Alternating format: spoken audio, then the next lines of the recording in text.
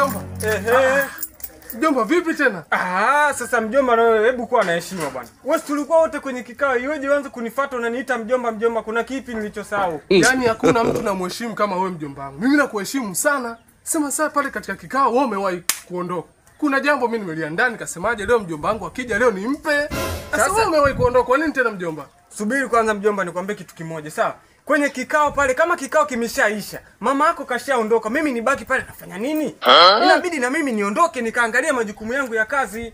Sasa tusichelewe, tusiende mbali mjomba wangu. Sasa mimi kuna zawadi nilikuwa nimeiandaa nikasemaje leo anko akija au mjomba akija nimpe hii zawadi. Sasa nimekuandalia zawadi yangu leo, nikasemaje na hii sikukuu ya leo lazima nimpe mjomba wangu. Shika kwanza zawadi. Kwani hebu subiri kwanza. Mjomba wewe leo umepatwa na nini mpaka nimekosea? So hivyo. Hivi mjomba wewe umepatwa na nini mpaka leo unaamua kununulia zawadi unipe? Kwani hii zawadi umenipa kwa sababu ya nini? Mjomba wangu leo si sikukuu. Sikukuu ya nini mjomba pako ununulie mimi zawadi? Na mama mjomba ujue. Leo ni sikukuu ya kina mama duniani. Nikasema nikupe na zawadi yako. Kwa nini nisikupe mjomba wangu? Hivi wewe mjomba una akili timamu unataka kuchapa makofi? God have mercy upon us. Unanikosea adabu mimi ni mama. Sikukuu ya kina mama mimi ni mama. Sasa mjomba wangu hapo ulichokasiria kitu gani? Wewe ni nani kwangu? I wonder.